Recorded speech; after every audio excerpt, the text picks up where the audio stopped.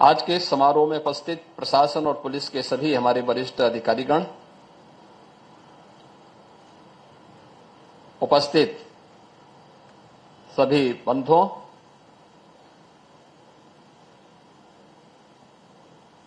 Uttar Pradesh police की दिशा से आज का एक कार्यक्रम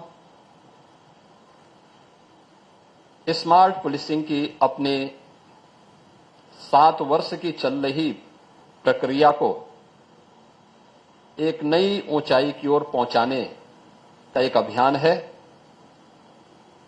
इस अवसर पर पीआरबी 112 के आधुनिकीकरण की दिशा में किए जा रहे प्रयास के क्रम में आज के इस कार्यक्रम के लिए उत्तर प्रदेश पुलिस को मैं हृदय से बधाई देता हूं। हम सब जानते हैं कि सुशासन की पहली शर्त है कानून का राज, और कानून की राज की सबसे पहली शर्त है सुरक्षा और संरक्षा का एक बेहतर वातावरण।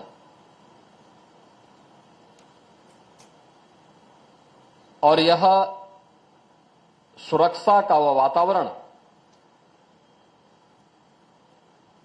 राज्य का दायित्व है, और राज्य के इस दायित्व को बखूबी निर्वहन करती है हमारी पुलिस। समय के अनुरूप हम पुलिस का आधुनिकीकरण कर सके, ये मांग लंबे समय से चली आ रही थी, और इन्हीं सब बातों को लेकर के डीजीज कॉन्फ्रेंस में माननीय प्रधानमंत्री जी ने इस बात को कहा था, स्मार्ट पुलिसिंग की एक नई अवधारणा दी थी। स्मार्ट पुलिसिंग क्या है, इसके बारे में उन्होंने बहुत अच्छे ढंग से कहा था। Strict and sensitive, modern and mobile, alert and accountable, reliable and responsive, techno savvy एवं ट्रेंड।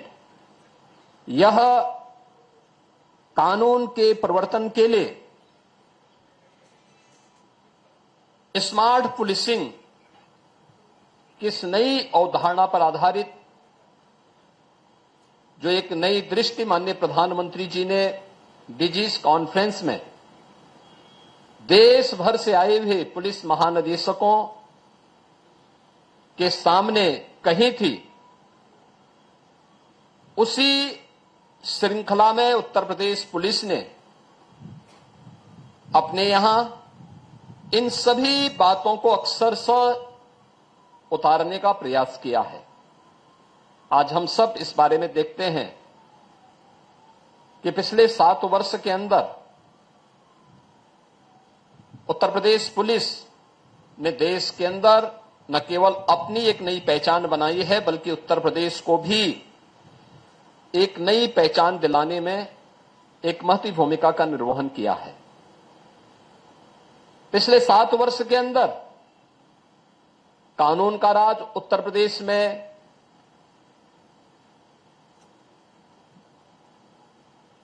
दिखाई दे, यह भी स्पष्ट रूप से हम सबको और दुनिया को भी दिखाई दे रहा है। इस कानून के राज ने पुलिस को भी सम्मान दिलाया, उसको विश्वास का प्रतीक भी बनाया, लेकिन राज्य को एक नई पहचान देने के साथ ही निवेश और व्यापार की नई संभावनाओं, विकास और रोजगार की एक नए युग में उत्तर प्रदेश को ले जाने का काम भी किया। मुझे याद है 2017 में जब मुझे मुख्यमंत्री पद की शपथ लेने के बाद जब मैं पहली प्रशासनिक बैठक ले रहा था, तब मैंने यूपी की अर्थव्यवस्था के बारे में जब जाना तो मुझे बताया गया कि आबादी में उत्तर प्रदेश देश का सबसे बड़ा राज्य है, लेकिन अर्थव्यवस्था में उत्तर प्रदेश देश की छठी अर्थव्यवस्था था। लेकिन जैसे जैसे हम लोगों ने कानून का राज प्रदेश के अंदर स्थापित किया, सुरक्षा का एक बेहतरीन वातावरण दिया, आज परिणाम हम सबके सामने है कि उत्तर प्रदेश देश के अंदर दूसरी अर्थव्यवस्था बनकर के उभरा है और तेजी के साथ देश की एक बड़ी अर्थव्यवस्था के रूप में अपने आप को स्थापित कर रहा है। आधुनिक इंफ्रास्ट्रक्चर में नए युग में प्रवेश किया है। निवेश और इन्वेस्टर समिट और ग्राउंड ब्रेकिंग सेरेमनी कैसे होने चाहिए, उसका एक उदाहरण भी उत्तर प्रदेश ने आज प्रस्तुत किया है। ये केवल आज नारे नहीं है, ये जमीनी हकीकत के स्तर पर इसको हमें देखने को मिलता है। इन सब का हम अनुभव करते हैं, लेकिन इसके लिए प्रयास करना पड़ा था। बिना भेदभाव के पुलिस बल में भर्ती हो, पारदर्शी तरीके से भर्ती की प्रक्रिया को संपन्न किया जा सके, उनकी प्रॉपर ट्रेनिंग हो सके। आज आप देखते होंगे किसी भी जनपद में जाइए, बड़े बड़े महानगरों को छोड़ दें तो शेष अन्य सामान्य जनपदों में विकास की प्रक्रिया के साथ जुड़े हुए जनपदों में जाएंगे तो सबसे ऊंची बिल्डिंग अगर कोई होगी तो वह पुलिस लाइन के अंदर पुलिस के बन रहे आधुनिक बैरक, वह उसकी बिल्डिंग सबसे ऊंची होगी, जहां पर आप देख सकते हैं कि उत्तर प्रदेश पुलिस के लिए जो अवस्थापना सुविधाओं का विकास किया गया है, ट्रेनिंग की क्षमता को बढ़ाया गया है, पुलिस बल के आधुनिकीकरण के लिए अनेक प्रयास प्रारंभ हुए हैं। और प्रयास के इस क्रम में पहली बार उत्तर प्रदेश के अंदर हम लोगों ने उत्तर प्रदेश पुलिस बल के लिए एक फॉरेंसिक इंस्टीट्यूट का गठन भी उत्तर प्रदेश में किया है, जिसमें गत वर्ष ही हम लोगों ने उसमें पाठ्यक्रम भी प्रारंभ किया है। उत्तर प्रदेश पुलिस की इन्हीं आवश्यकताओं को ध्यान में रखते हुए आम जन के मन में एक विश्वास पैदा हो पुलिस के पास, इसके लिए यूपी 112 को और प्रभावी बनाने के लिए जो कदम उठाए गए, इसका रिस्पांस टाइम कम हो सके, टेक्नोलॉजी का उपयोग करते हुए सामान्य दिनों में भी, किसी पर्व और त्योहार के दिनों में भी, किसी वीवीआईपी विजिट के दौरान भी और अन्य महत्वपूर्ण अवसरों पर भी, पर्व और त्योहारों के अवसर पर भी हम लोगों की आवश्यकता के अनुरूप उस प्रकार की सुविधा दे सकें। इसके लिए 112 के रिस्पांस टाइम को कम करने के लिए और इसकी फ्लीट के दायरे को बढ़ाने, इसमें 112 की पीआरबी की संख्या को बढ़ाने के लिए जो प्रयास प्रारंभ हुए, आज मुझे प्रसन्नता है कि फ्लीट में हम लोगों ने 3 वर्ष का एक बड़ा कार्यक्रम तय किया है। इन 7 वर्षों में पहली बार केवल 4 व्हीलर के साथ साथ 2 व्हीलर को भी शामिल किया गया। जो संकरी गली मोहल्ले हैं, उन गली मोहल्लों में भी हम इस सुविधा को दे सकें। पीआरबी वहां भी लोगों की सेवा के लिए उपस्थित हो सके। कोविड कालखंड के अंदर जब लॉकडाउन लगा था, लॉकडाउन को आज के दिनों में आपने देखा होगा, लगभग हर जनपद में पीआरबी 112 ने जनता की सेवा के लिए अपनी पूरी ताकत लगाई थी। और उस समय देश की समाचारों की सुर्खियों में उत्तर प्रदेश पुलिस का पीआरबी 112 उस समय भी लोगों की सुर्खियों में बना था। लोगों ने देखा था किस सेवा भाव के साथ यहां पुलिसकर्मी कार्य कर रहे हैं। सामान्य दिनों में यूनिफॉर्म और पब्लिक के बीच में थोड़ा एक अंतर दिखाई देता है, लेकिन उस समय सेवा का एक नया भाव हमने 112 के माध्यम से जनता के सामने उत्तर प्रदेश पुलिस के द्वारा जो दी गई सेवाएं थी उसके माध्यम से देखा था। लेकिन इसके साथ ही उन गली मोहल्लों में भी जहां आपके 4 व्हीलर नहीं जा सकते, पीआरबी 112 की 4 व्हीलर अंदर नहीं जा सकती, वहां पे 2 व्हीलर की सुविधा भी हम लोगों ने प्रदेश के अंदर उपलब्ध करवाने के बाद ही अब इस फ्लीट के दायरे को बढ़ाने की दिशा में जो प्रयास प्रारंभ हुए, अगले 3 वर्ष का एक बड़ा कार्यक्रम शासन ने इसके लिए तय किया है, जिसमें 6,278 हम लोगों ने इस फ्लीट में 4 व्हीलर और 2 व्हीलर उपलब्ध करवाने की दिशा में कार्य प्रारंभ किया है, जिसमें इस वर्ष 1,778 4 व्हीलर और 2 व्हीलर हम लोग इस फ्लीट का हिस्सा बनाने वाले हैं और आज उसी का पहले चरण का फ्लैग ऑफ का कार्यक्रम यहां पे संपन्न होने जा रहा है।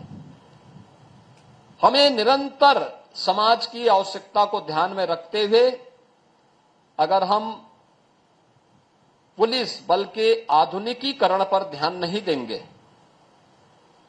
उसकी आज की आवश्यकताओं को हम ध्यान में रख करके कोई कदम नहीं उठाएंगे तो पुलिस बल पिछड़ जाएगा और पुलिस बल अगर पिछड़ेगा तो सबसे ज्यादा खतरनाक असर इसी का किसी पर पड़ेगा तो कानून के राज के लिए, सामान्य नागरिकों के लिए इसकी सुरक्षा पर इसका खतरनाक असर पड़ेगा और जनता का विश्वास जब एक बार व्यवस्था से हटेगी तो उसको बहाल करने में एक लंबे समय तक फिर से एक कवायद करनी पड़ती है। आज एक अवसर उत्तर प्रदेश पुलिस बल के सामने है कि स्मार्ट पुलिसिंग के बारे में जो प्रधानमंत्री जी ने सूत्र दिए उनका अनुसरण करते हुए उत्तर प्रदेश पुलिस कार्य करे। हमें किसके लिए स्टिक होना है और किसके लिए हमें सेंसिटिव होना है, यह तय करना अत्यंत महत्वपूर्ण है। हमें मॉडर्न होना है, लेकिन मॉडर्न होने के साथ हम ये न मान लें कि हमारी जिम्मेदारी समाप्त हो गई है। हमें उतना ही मोबाइल भी उसके साथ होना पड़ेगा। हमें अलर्ट होना है, लेकिन अलर्ट होने के साथ साथ अकाउंटेबल भी हमें बनना ही पड़ेगा। रिलायबल भी है तो रिस्पॉन्सिबल भी हमें बनना पड़ेगा। टेक्नो सेवी भी बनना है तो हमें फिजिकली और मेंटली उतना ही ट्रेंड भी अपने बल को बनाने की दिशा में प्रयास करना ही होगा। और मुझे लगता है स्मार्ट पुलिसिंग की अवधारणा आज की आवश्यकता है और देश की और दुनिया की सबसे बड़ी जो सिविल पुलिस है वह उत्तर प्रदेश पुलिस बल है और उत्तर प्रदेश पुलिस बल इस दिशा में जो प्रयास प्रारंभ कर रहा है वह एक नया प्रयास है और उस प्रयास के क्रम में जहां पीआरबी के इस फ्लीट को बढ़ाने की कार्रवाई को आज फ्लैग ऑफ की कार्रवाई के साथ हम जोड़ रहे हैं, वहीं कानपुर पुलिस एक एयर कंडीशन हेलमेट भी यहां पे लॉन्च किया है जो ने सीएसआर में उपलब्ध हुआ है। आपने देखा होगा इस बार गर्मी के नए रिकॉर्ड टूटे हैं और कैसे चुनाव के दौरान एक ही दिन में मैं देख रहा था जब अंतिम चरण के चुनाव चल रहे थे उसके एक दिन पहले पुलिस बल और कर्मचारी जब इलेक्शन ड्यूटी के लिए प्रस्थान कर रहे थे, एक ही दिन में दर्जनों लोगों की मौत होना हम सबके लिए चिंता का विषय था और उस समय टेम्परेचर भी बहुत ज्यादा था। मुझे लगता है कि अगर इस प्रकार की एक्टिविटीज से हम जुड़ते हैं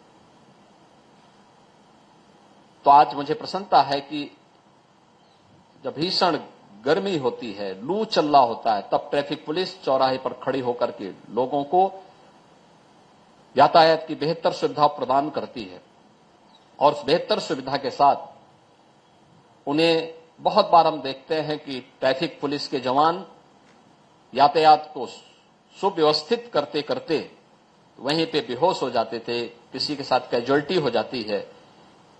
यह एयर कंडीशन जो हेलमेट है यह उसकी कुछ हद तक मदद करने में सहभागी बनेगा। कानपुर पुलिस का यह अभिनव प्रयास एक सराहनीय प्रयास है। मैं इसके लिए यूपी पुलिस को और कानपुर कमिश्नरेट को इसके लिए हृदय से बधाई देता हूं।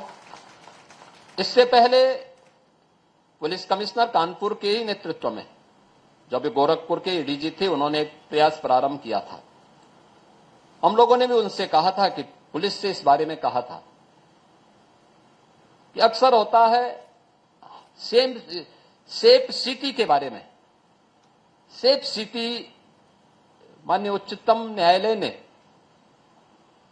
गृह मंत्रालय को भी और राज्यों को भी इस बारे में कहा था कि महिला सुरक्षा के बारे में हमें संवेदनशील बनना होगा और महिला सुरक्षा के बारे में जो चिंता माननीय उच्चतम न्यायालय की थी 2016 में, उनकी चिंताओं को ध्यान में रख करके सेफ सिटी के लिए यूपी पुलिस ने यह शुरुआत गोरखपुर से प्रारंभ की ऑपरेशन त्रिनेत्र के माध्यम से, जिसमें शासन भी है, नगर निकाय भी हैं, विकास प्राधिकरण भी हैं और साथ साथ वे सभी पब्लिक का भी सपोर्ट, व्यापार मंडल का भी सहयोग, एक सामान्य नागरिक का भी इसमें सहयोग, जिसमें हर व्यक्ति अपने घर पे सीसीटीवी कैमरे को स्थापित करता है और आज उसके परिणाम हम सबको राज्य के बड़े बड़े महानगरों में देखने को मिलता है।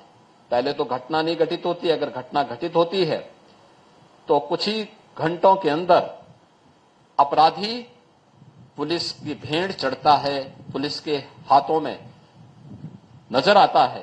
ये चीजें दिखती हैं कि हमने टेक्नोलॉजी का उपयोग किया, लेकिन उतना ही हम लोगों ने अपने मैन पावर को भी ट्रेन करके रखा है, पब्लिक का सपोर्ट भी लिया है, जनता का भरपूर सहयोग इस सब कार्य के लिए मिलता है। तो ऑपरेशन त्रिनेत्र ने भी इस दिशा में एक बेहतरीन प्रयास किया था और कर रही है लगातार। जनता जनार्दन की सेवा में वह जवाबदेह है। आज के इस अवसर पर मैं एक बार फिर से PRB 112 के दायरे को बढ़ाने, उसके फ्लीट के दायरे को बढ़ाने की दिशा में जो प्रयास प्रारंभ हुआ, उसके प्रथम फेज के फ्लैग ऑफ कार्यक्रम के अवसर पर उत्तर प्रदेश पुलिस बल को मैं एक बार फिर से बधाई देता हूं और उन्हें इस बात के लिए आश्वस्त करता हूं कि वे उत्तर प्रदेश के कानून व्यवस्था को लेकर के, उत्तर प्रदेश की सुरक्षा को लेकर के जो मॉडल खड़ा किया गया है पिछले 7 वर्ष के अंदर, इसको और प्रभावी ढंग से आगे बढ़ाने का कार्य करेंगे। आप सबके प्रति मेरी शुभकामनाएं।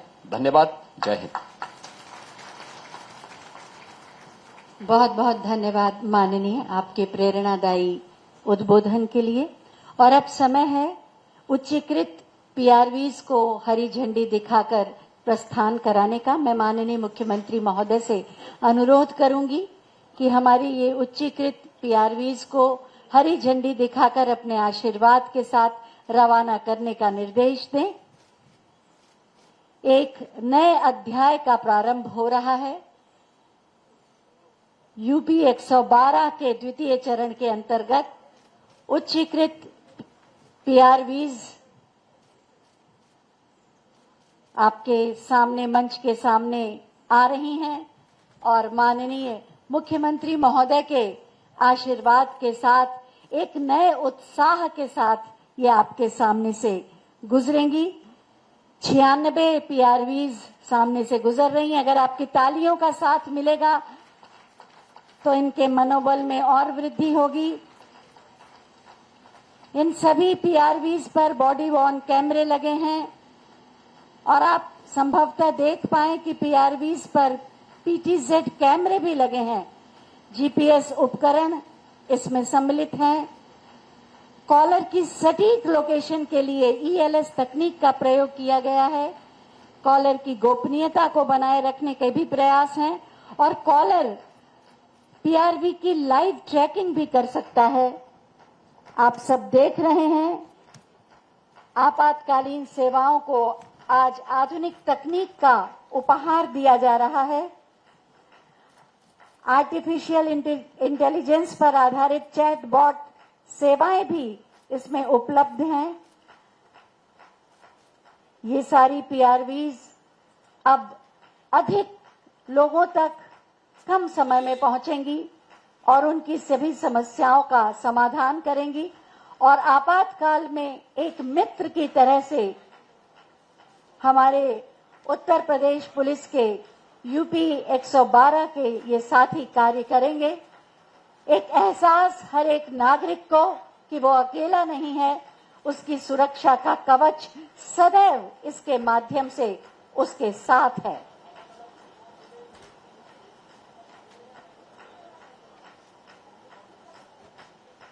4 पहिया वाहन और 2 पहिया वाहन, ये आप देख सकते हैं।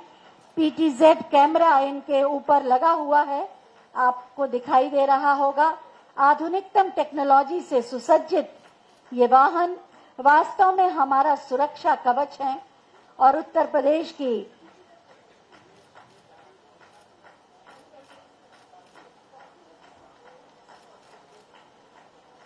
₹24 करोड़ से अधिक की जनसंख्या को सुरक्षा का एहसास देती हैं।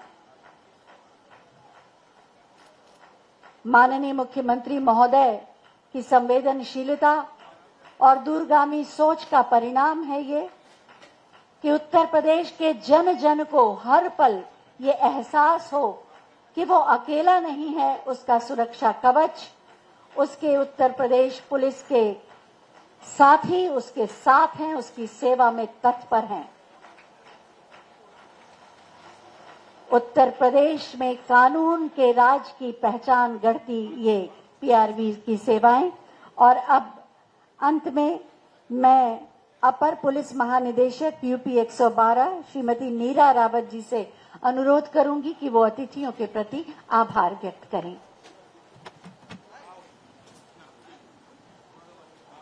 आज के कार्यक्रम के मुख्य अतिथि आदरणीय माननीय मुख्यमंत्री जी, मंचासीन माननीय वित्त एवं संसदीय कार्य मंत्री जी, माननीय कृषि राज्य मंत्री जी, मुख्य सचिव उत्तर प्रदेश शासन, अपर मुख्य सचिव गृह उत्तर प्रदेश शासन, पुलिस महानिदेशक उत्तर प्रदेश तथा अन्य वरिष्ठ अधिकारीगण, मीडिया एवं पत्रकार बंधु महोदय, आपने हमेशा हमें अधुनातन तकनीक को जनमानस के लाभ के लिए उपयोग करने हेतु प्रेरित किया है। आपके मार्गदर्शन में UP 112 के समस्त घटकों को द्वितीय चरण में देश विदेश की श्रेष्ठतम तकनीक से उच्चीकृत किया गया है, जिससे प्रदेश के 24 करोड़ से अधिक नागरिकों तक पारदर्शिता पूर्वक त्वरित पुलिस सहायता पहुंचाई जा सकेगी। जैसा कि सर आपने देखा कि अभी पहली बार PRV में PTZ कैमरा है, बॉडी वॉर्न कैमरा से सुसज्जित है, जिससे जनता का विश्वास और बढ़ाया जा सकता है। कॉलर्स की PRV की सटीक लोकेशन मिल सकती है। UP 112 के द्वितीय चरण में आधुनिक तकनीक का विस्तार आपातकालीन सेवाओं की बढ़ती रफ्तार की चरितार्थ करता है। महोदय, आपके द्वारा विभाग से जो अपेक्षाएं की गई हैं, उन्हें हम पूर्ण करने का आश्वासन देते हैं। हम नवीन संसाधनों के साथ पूर्ण क्षमता से आमजन की सेवा हेतु कटिबद्ध हैं। मैं UP 112 की ओर से माननीय मुख्यमंत्री जी का हृदय से धन्यवाद करती हूं कि उन्होंने अपने व्यस्ततम शेड्यूल के बावजूद अपना बहुमूल्य समय हमें दिया और UP 112 के द्वितीय चरण का शुभारंभ सांकेतिक फ्लैग ऑफ करके किया और आगे का रोड मैप हमारे लिए सेट किया।